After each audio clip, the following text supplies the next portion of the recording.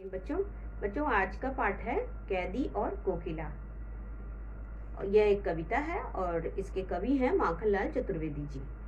बच्चों, माखनलाल चतुर्वेदी एक स्वतंत्रता सेनानी थे और जो इनकी रचनाएं हैं उनमें स्वतंत्रता आंदोलन से संबंधित जो उस समय भावनाएं देश में थीं उसका बहुताया वर्णन मिलता है। इससे संबंधित एक कविता है पुष्प की अभिलाषा, जो आपने अवश्य ही पढ़ी होगी। यह कविता भी स्वतंत्रता आंदोलन के समय लिखी गई है और स्वदेश प्रेम की भावना से ओतप्रोत है। माखनलाल चतुर्वेदी जी का जन्म मध्य प्रदेश के होशंगाबाद जिले के बाबई गांव में 1889 ईस्वी में हुआ था और बहुत ही कम उम्र में ही इन्होंने अध्यापन कार्य प्रारंभ कर दिया था। लेकिन बाद में इन्होंने अध्यापन कार्य छोड़ करके प्रभा नामक पत्रिका का संपादन प्रारंभ किया। वे देशभक्त, कवि और एक प्रखर पत्रकार थे। उन्होंने कर्मवीर और प्रताप जैसी पत्रिकाओं का भी संपादन किया। 1968 ईस्वी में इनका देहांत हो गया। हिम किरीटनी, साहित्य देवता, हिम तरंगिनी, वेणुलो गूंजे धरा, ये इनकी प्रमुख साहित्यिक कृतियां हैं।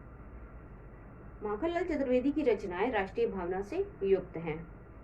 उनमें स्वतंत्रता की चेतना के साथ देश के लिए त्याग और बलिदान की भावना भी देखने को मिलती है और इसीलिए उन्हें एक भारतीय आत्मा कहा जाता है। इस उपनाम से उन्होंने कविताएं भी लिखी हैं। तो बच्चों, ये हमने आपको बताया कि ये एक स्वतंत्रता सेनानी भी थे और इसी कारण से इन्हें कई बार जेल की यात्रा भी करनी पड़ी और इन्होंने जब ये जेल में थे तो उस समय ही इन्होंने कैदी और कोकिला कविता लिखी है। और यह कविता जो है वो उस समय जो ब्रिटिश शासन था, जो अंग्रेज़ों का शासन था और उनके अत्याचार जो सेनानियों पर हुआ करते थे, जो सेनानी जेल में बंद रहते थे, उनके ऊपर जो अत्याचार हुआ करते थे उनका वर्णन किया गया है कि किस प्रकार से कैदियों पर अमानवीय अत्याचार किए जाते थे। ब्रितानी उपनिवेशवाद के शोषण तंत्र का बारीक विश्लेषण करता कैदी और कोकिला कविता बहुत लोकप्रिय रही है। ये कविता उस समय बहुत लोकप्रिय हुई थी। यह कविता भारतीय स्वाधीनता सेनानियों के साथ जेल में किए गए दुर्व्यवहारों और यात्राओं का मार्मिक साक्ष्य प्रस्तुत करती है।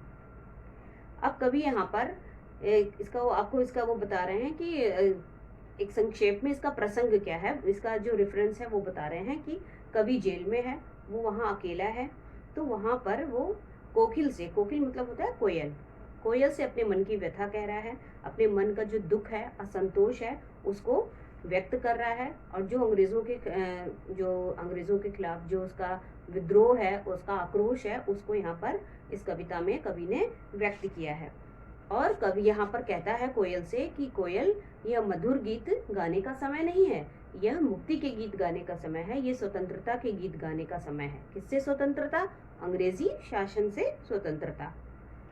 और कोयल भी आधी रात को कूक रही है, बोल रही है, जैसे कि कोयल भी पूरे देश को एक जेल के रूप में देख रही है। तो इस कविता में हम आगे पढ़ेंगे कि किस प्रकार से कवि का कोयल से संवाद हो रहा है। कविता की जो भाषा है वो खड़ी बोली है और इसमें तद्भव, तत्सम और उर्दू शब्दों का प्रयोग किया गया है। भाषा जो है इसमें प्रवाहमय है और लयात्मक है। कविता में संबोधन शैली का प्रयोग किया गया है। आइए कविता पाठ करते हैं और इसकी व्याख्या जानते हैं, इसके भावार्थ को समझेंगे। कैदी और कोकिला। क्या गाती हो, क्यों रह रह जाती हो, कोकिल बोलो तो, क्या लाती हो, संदेशा किसका है, कोकिल बोलो तो। अब प्रारंभिक पंक्तियों में कोयल को संबोधित करते हुए, कोकिल का अर्थ होता है कोयल, तो यहाँ पर कोयल को संबोधित करते हुए कवि कह रहा है कि रात में, अब रात का समय है और उस समय कोकिल बोल रही है, कूक रही है। कोकिल जब बोलती है तो उसको कूकना कहते हैं। तो क्या गाती हो, क्यों रह रह जाती हो। अब पूछ रहा है संबोधित करते हुए कोयल को कि कोकिल तुम क्या गा रही हो इस समय, क्यों रह रह जाती हो। क्यों रह रह जाती हो मतलब बीच में क्यों रुक रुक जाती हो तुम गाते गाते। कोकिल बोलो तो, कुछ तो बताओ कोकिल। क्या लाती हो संदेशा किसका है, कोकिल बोलो तो। और तुम ये किस कूक करके किसका संदेशा सुनाना चाहती हो, क्या देशवासियों ने तुम्हें यहाँ भेजा है? तुम किसका संदेशा लेकर यहाँ पर आई हो, कोकिल कुछ तो बताओ।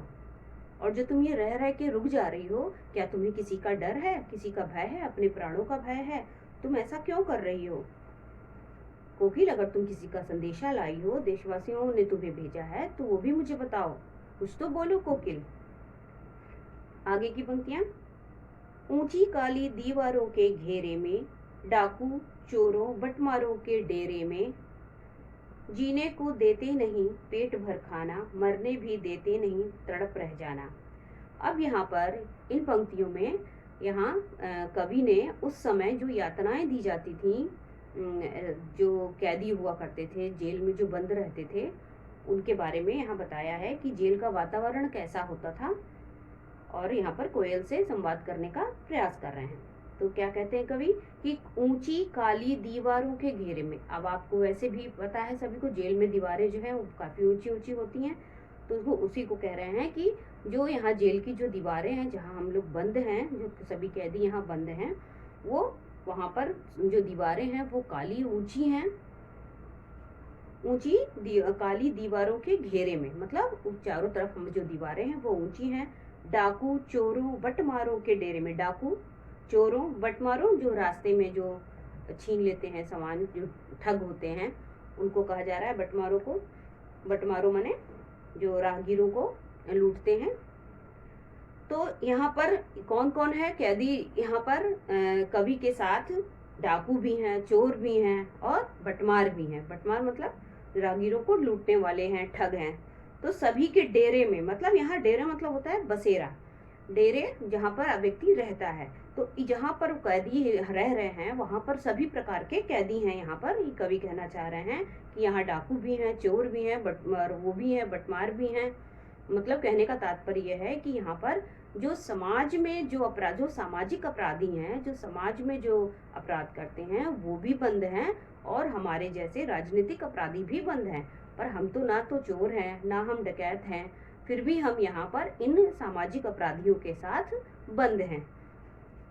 हम लोग क्या हैं? हम तो स्वतंत्रता सेनानी हैं और अपने देश को आज़ाद करने के लिए अंग्रेजी शासन से लड़ रहे हैं।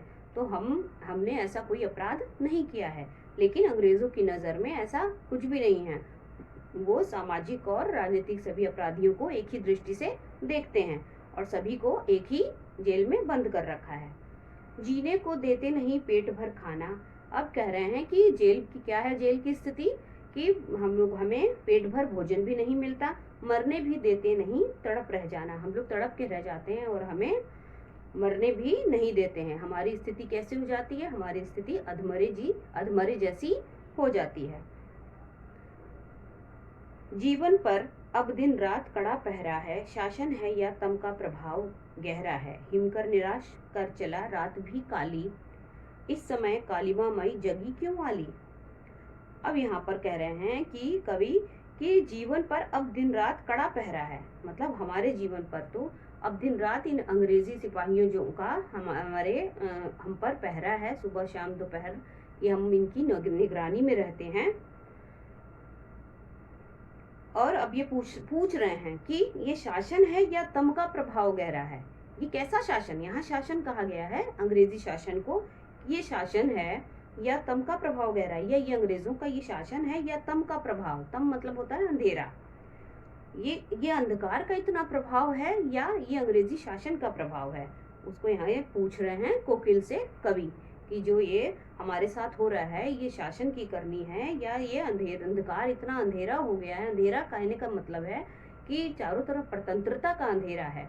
यहाँ अंधेरे से तात्पर्य ये है कि चारों तरफ जो है परतंत्रता के कारण घोर अंधकार छाया हुआ है, ये उसका प्रभाव है। हिमकर निराश कर चला रात भी काली, इस समय कालिमा मई जगी क्यों आली। और यहाँ पर तम का जो है अर्थ अन्याय से भी होता है। तम मतलब अंधेरा, अंधेरा एक नकारात्मकता का सूचक भी होता है। तो यहाँ पर अंग्रेजों के अन्याय को भी यहाँ पर इससे जोड़ा गया है कि अंग्रेजी शासन को भी तम से जोड़ा गया है। हिमकर, हिमकर होता है चांद, चांद को कहते हैं हिमकर निराश कर चला। अब जब चंद्रमा बादल आसमान में नहीं होता है रात में, तो अंधेरा भी अधिक होता है। चंद्रमा अगर ना हो, चंद्रमा ना हो तो अंधेरा अधिक हो जाता है और रात भी अधिक काली प्रतीत होती है। इस समय काल और ऐसे वातावरण में, इस समय मतलब ऐसे वातावरण में कालिमा मई जगी क्यों माली। कालिमा मई यहाँ पर कहा गया है, रंगों को कहा गया है। कोयल काली होती है तो कालिमा मई रंग को, यहाँ पर ये रंग का द्योतक है। यहाँ कोयल को कहा जा रहा है कि कालिमा मई जगी क्यों आली। अब आली का अर्थ होता है सखी, तो यहाँ पर सखी के रूप में यहाँ संबोधन हो रहा है कोयल का, कि कोयल को सखी के रूप में संबोधित करते हुए कवि कह रहे हैं कि हे सखी, तुम क्यों जगी हो, तुम इतनी इस आधी रात, इस अंधेरी रात में तुम क्यों जगी हो, जबकि हमारे ऊपर इतना अन्याय हो रहा है, अत्याचार हो रहा है। क्यों हुक पड़ी वेदना बोझ वाली सी, कोकिल बोलो तो क्या लूटा। क्यों हुक पड़ी, हुक मतलब होता है दुख से चीखना। वेदना वेदना बोझ वाली सी, कि अब यहाँ पर कह रहे हैं कि तुमको, यहाँ पर उसको पुकारते हुए कह रहे हैं कवि कोयल को कि तुम क्यों इतने दर्द से तुम चीख रही हो, क्या तुम्हें कोई कष्ट है। वेदना बोझ वाली सी मतलब तुम्हारे ऊपर किस बात का दुख है। वेदना मतलब दुख, बोझ मतलब होता है उसका भार। तो तुमको किस बात का दुख है जो तुम हुक पड़ी हो, तुम चीख पड़ी हो रात में, इस अंधेरी रात में। कोकिल बोलो तो क्या लूटा, लूटा मतलब लुट जाना, तुम्हारा क्या लुट गया है, कोकिल कुछ तो बोलो। मृदुल वैभव की रखवाली सी, कोकिल बोलो तो। अब कोकिल को यहाँ पर मृदुल वैभव की रखवाली सी कहा गया है। कोकिल, हम सभी जानते हैं कि कोयल की आवाज़ मीठी होती है, मधुर होती है, और किसी की आवाज़ अगर अच्छी हो तो हम कहते हैं कि इसकी आवाज़ तो कोयल सी मीठी है। तो उसी को कहा जा रहा है कि तुम तो मीठी बोली बोलने वाली हो, तुम क्यों चीख रही हो। मृदुल वैभव की रखवाली मतलब कहने का कि तुम्हारे पास तो मीठी बोली का खजाना है, वैभव है, तुम उसकी रखवाली करती हो, मतलब उसका प्रतिनिधित्व करती हो मीठी बोली का। तुम क्यों चीख रही हो इतने दर्द से, कोकिल बोलो तो, कुछ तो कोकिल बोलो। क्या हुई बावली अर्धरात्रि को चीखी, कोकिल बोलो तो। किस दावानल की ज्वालाएं हैं दिखी, कोकिल बोलो तो। अब यहाँ पर फिर से कहते हैं कवि कि क्या हुई बावली, बावली मतलब होता है विक्षिप्त हो जाना, पागल हो जाना। तो अब कह रहे हैं कि अब अर्धरात्रि को कोई पक्षी ऐसे सामान्यतः कोई पक्षी आपको बोलते हुए नहीं सुनाई देगा कि कोई पक्षी बोल रहा हो, लेकिन आधी रात में कोयल का बोलना, कोयल बोल रही है, कोयल कूक रही है, तो कवि कह रहे हैं कि क्या हुई बावली, क्या तुम विक्षिप्त हो गई हो या पागल हो गई हो, जो तुम अर्धरात्रि को चीखी। कोकिल बोलो तो। किस दावानल की ज्वालाएं हैं दिखी, कोकिल बोलो तो। तुमने किस आग को देख लिया है, किस आग की लपटों को तुमने देख लिया है। दावानल की लपटों को देख लिया, दावानल का अर्थ होता है जंगल में जब अपने आप से आग लग जाती है तो उसको कहते हैं दावानल की अग्नि कहते हैं, दावानल कहते हैं।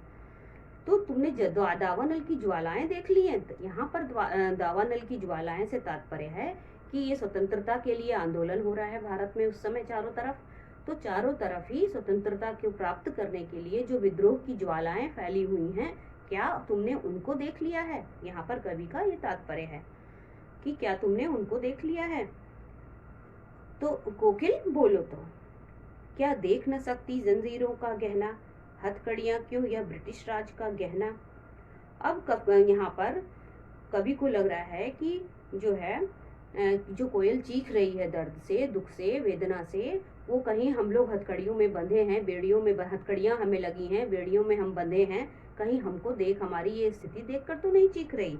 तो कहते हैं कवि कि क्या देख न सकती जंजीरों का गहना, हथकड़ियां क्यों यह ब्रिटिश राज का गहना। अब उन जंजीरों को, उन हथकड़ियों को कवि क्या कहते हैं, ब्रिटिश राज का गहना बता रहे हैं कि ये ब्रिटिश शासन के द्वारा, ब्रिटिश का मतलब है अंग्रेजी शासन, यहाँ पर ब्रिटिश राज का अर्थ है। तो यह ब्रिटिश राज का गहना, क्या तुम देख नहीं सकती हो जो जंजीरें जिन जंजीरों से हम बंधे हुए हैं, जिन हथकड़ियां जो हमारे हाथों में लगी हैं, वो क्या है, वो ब्रिटिश राज का गहना है। वो ब्रिटिशों की तरफ से, अंग्रेजी शासन की तरफ से हमें गहने, हमारे लिए वो गहना है। तुम इन्हें जंजीरें मत समझो, तुम इन्हें हथकड़ियाँ मत समझो। क्यों? क्योंकि ये हमने जो है अपनी भारत भूमि को आज़ाद कराने के लिए पहना है, और ये कोई शर्म की बात नहीं है, ये हमारे लिए गौरव का क्षण है और गौरव की बात है कि हम अपनी मातृभूमि को, अपनी मातृभूमि को आज़ाद कराने के लिए हमने ये जंजीरें और हथकड़ियाँ लगवाई हैं। कोल्हू का चर्रक चू जीवन की तान, गिट्टी पर उंगलियों ने लिखे गान।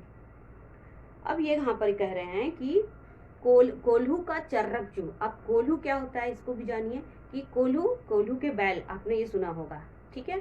तो कोल्हू जो है, कोल्हू में बैलों को बांध करके उससे वहाँ सरसों के जो बीज होते हैं उनके उससे तेल निकाला जाता है। तो उसी को कह रहे हैं कि कोल्हू की तरह आपने कैदियों को अलग अलग तरह की यातनाएं दी जाती थी। कोल्हू में जैसे बैलों को बांधा जाता है तो बैलों की जगह कैदियों को बांध दिया जाता था और उनको उनसे ही काम करवाया जाता था, और बहुत इन लोगों से इसी तरह से बहुत ज़्यादा श्रम करवाया जाता था। तो जो कोल्हू जब चलता है तो उससे आवाज़, चर से जो चर की आवाज़ आती है वो क्या हो गया है, अब कैदियों के लिए वो जीवन की तान बन गया है, वो जीवन का गाना बन गया है। मतलब यहाँ पर कवि जो है ब्रिटिशों के द्वारा, जो अंग्रेजी शासन है उनके द्वारा जो अत्याचार हो रहे हैं, जो यातनाएं दी जा रही हैं, उनको यहाँ पर नकारात्मक न लेकर के सकारात्मकता से भरा हुआ पा रहा है, उसको वो अच्छा बता रहा है कि ये सब चीज़ें जो है हमारे लिए कोई मतलब हमारे लिए दुख की बात नहीं है। ये इसमें वो गर्व महसूस कर रहा है कि ये हम अपने को यहाँ पर कि हम ये सब भारत भूमि के लिए हमें हमारे साथ हो रहा है, इसलिए इसको वो बुरा नहीं समझ रहा है और हर चीज़ को एक सकारात्मकता से जोड़ रहा है। तो यहाँ पर कह रहा है कि जो हमको कोल्हू की तरह यहाँ पर जो चलवाते हैं कोल्हू में बांध करके, तो उससे जो आवाज़ निकलती है जो, वो हमारे जीवन का तान बन गया है, हमारे जीवन का गाना बन गया है। गिट्टी पर उंगलियों ने लिखे गान।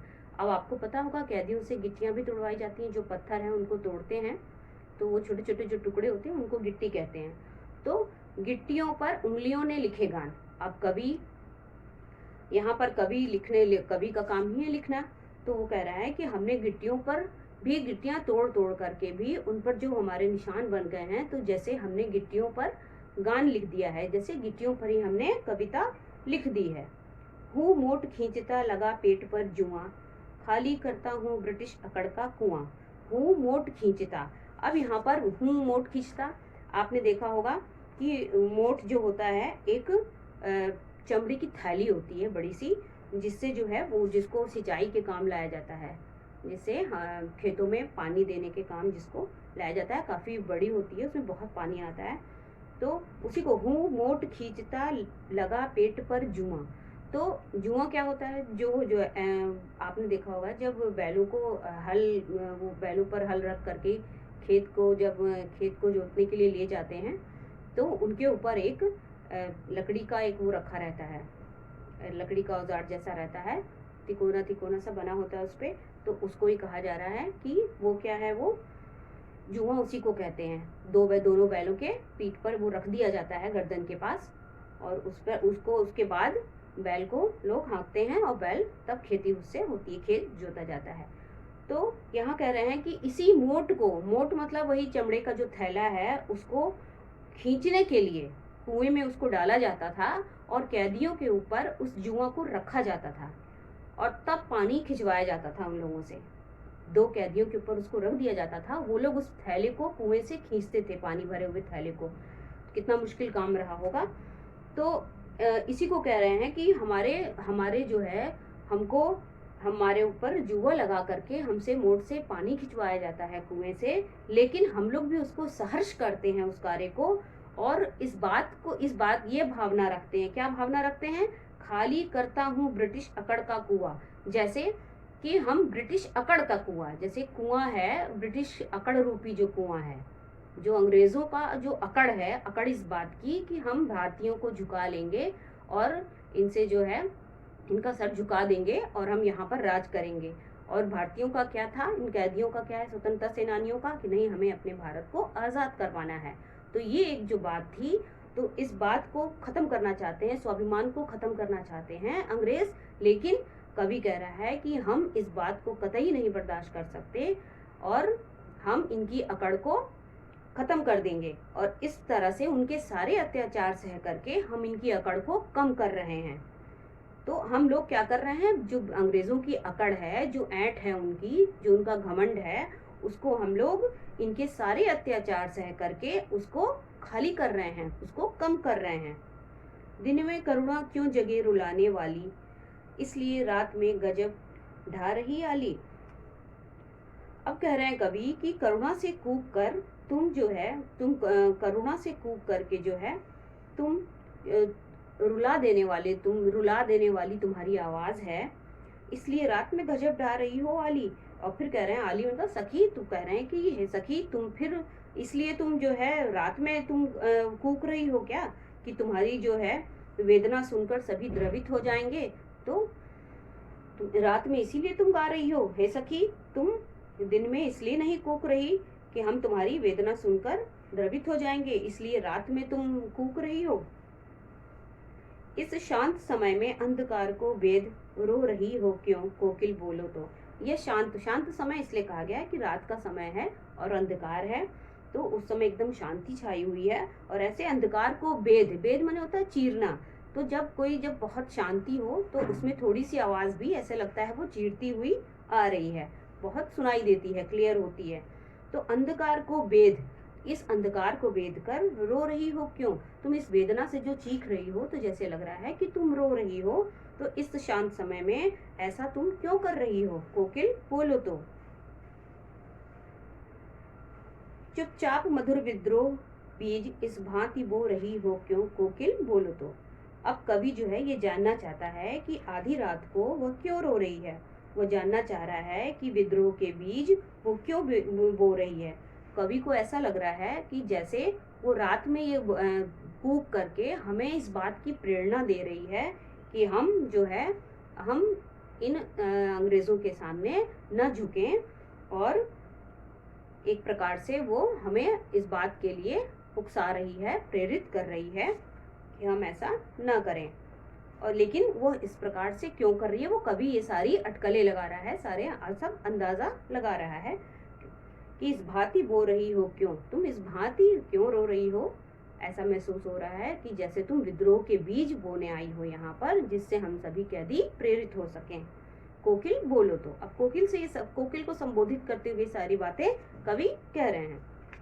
काली तू रजनी भी काली, शासन की करनी भी काली, काली लहर कल्पना काली, मेरी काल कोठरी काली, टोपी काली कमली काली, मेरी लौ श्रृंखला काली, पहरे की हुंकृति की ब्याली, तिस पर है गाली ए आली।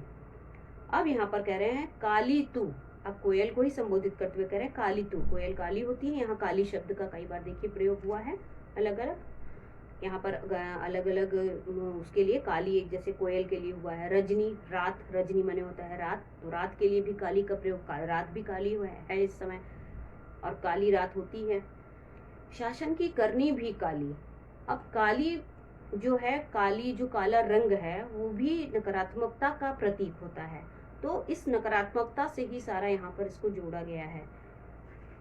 काली तू, अब कोयल को भी यहाँ काली कहा जा रहा है, रजनी को, रात को भी काली कहा गया है, शासन की करनी भी काली। अब अंग्रेजों का जो शासन है उसकी करनी स्वाभाविक है कि काली ही है, काली का मतलब अन्यायपूर्ण है, अन्याय कर रहे हैं वो लोग भारतीय कैदियों पर। काली लहर कल्पना काली, मेरी काल कोठरी काली। अब यहाँ पर कह रहे हैं कवि की काली लहर, जो लहर इस समय बवंडर जो उठ रहा है, जो इस समय जो स्वतंत्रता का जो बवंडर उठ रहा है, यहाँ पर जो अत्याचार का बवंडर उठ रहा है स्वतंत्रता के, ये स्वतंत्रता के खिलाफ, तो वो भी क्या है बवंडर, वो भी काला है, कल्पना काली, मेरी काल कोठरी काली। अब जहाँ पर कैदी वो होकर के रखा गया है, कैदी बना करके कवि को, तो वो काल कोठरी है, छोटी सी कोठरी है, तो वो भी कैसी है, वो भी काली है, वहां भी अंधकार है, कहने का मतलब वो भी अंधेरा है वहां भी।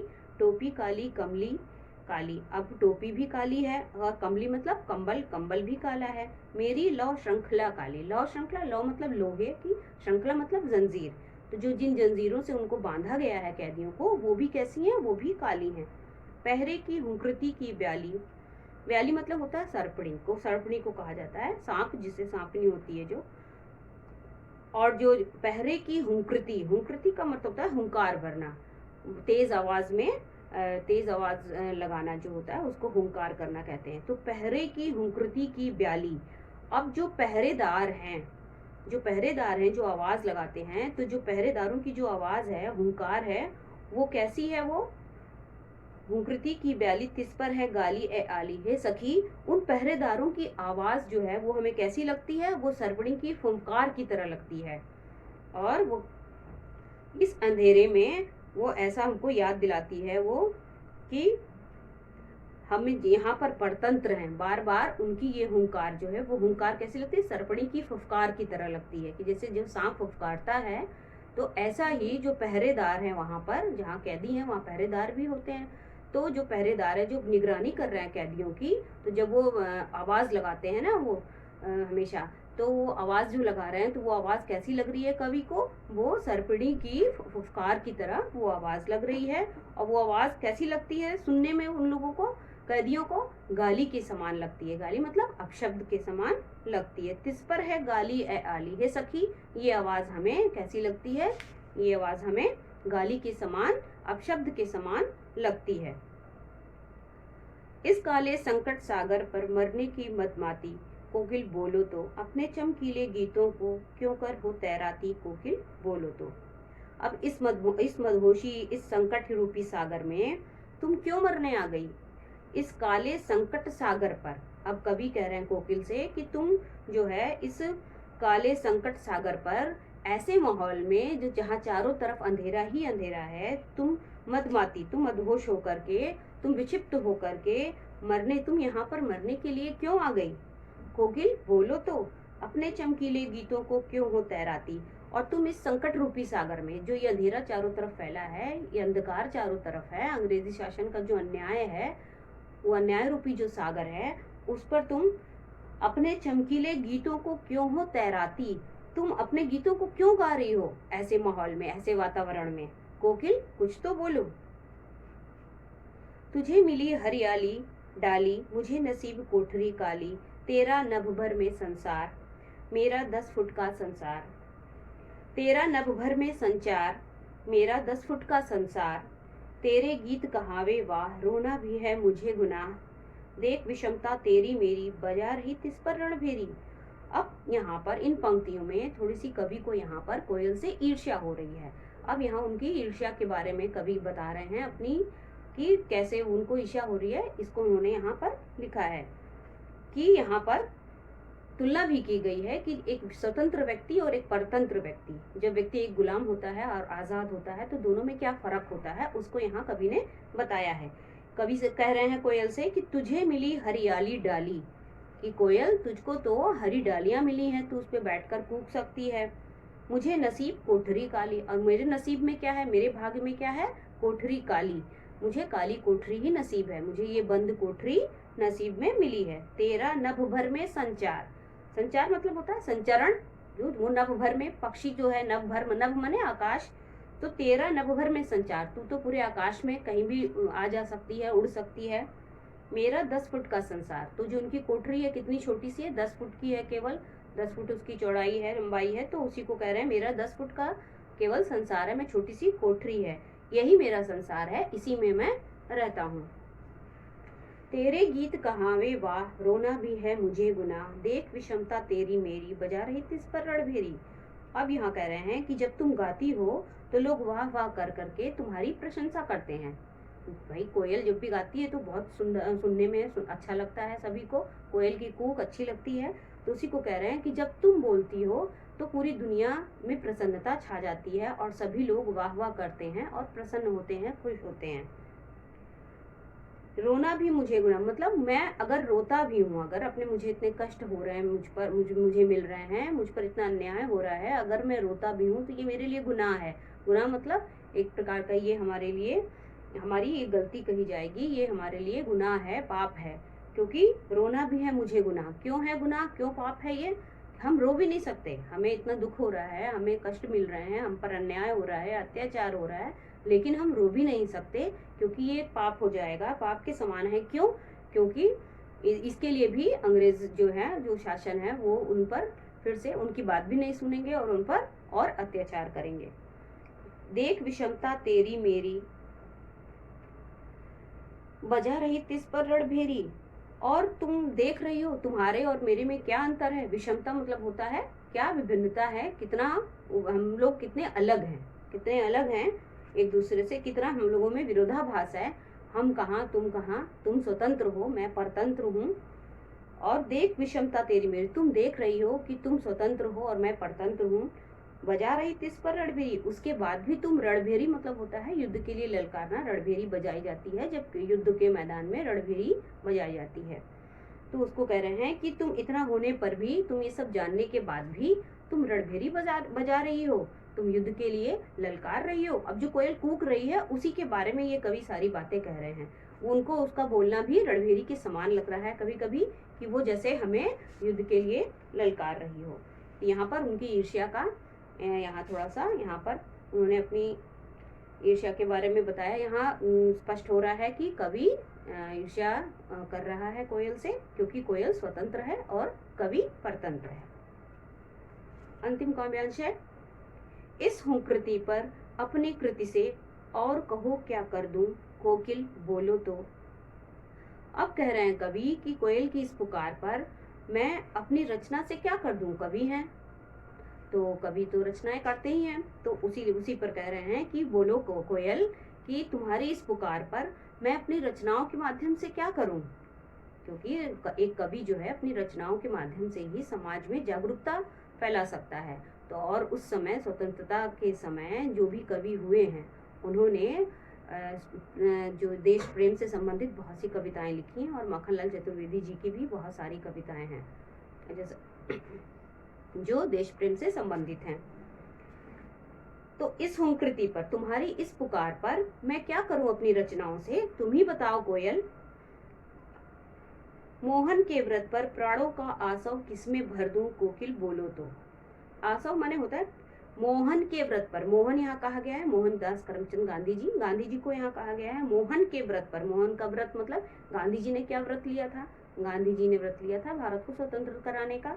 तो उसी को यहाँ पर कह रहे हैं कि वो देश को स्वतंत्र कराना चाहते थे। वो जो मोहन का व्रत है, गांधी जी ने जो व्रत लिया था भारत को स्वतंत्र कराने का, प्राणों का आसव किसमें भर दूं, तो तुम ही बताओ कि अपनी रचनाओं से इस, अब जो आसव माने होता है अमृत, अमृत पीकर किसको, मैं अमृत पीकर जो अमर हो जाते हैं उसको कहते हैं आसव, माने होता है अमृत। तो तुम ही बताओ कि मैं क्या कर दूं इसके लिए, अपनी रचनाओं से मैं किस प्रकार से भारत को जागृत करूं, भारत में या भारत को जागरूक कर करके उनमें जोश भर दूं, जिससे सभी लोग भारत की स्वतंत्रता के लिए आगे आ जाएं। तुम ही बताओ कोयल कि मैं ऐसा अपनी रचनाओं के माध्यम से करूं। तो बच्चों, आपने देखा कि कविता में किस प्रकार से कवि जो है उस समय कैदियों पर होने वाले अत्याचार को बता रहा है, एक कोयल को संबोधित करते हुए। उसके माध्यम से यहाँ पर कवि ने उस समय होने वाले, कैदियों पर होने वाले अत्याचारों को, अन्याय को यहाँ पर बताया है। थैंक यू बच्चों।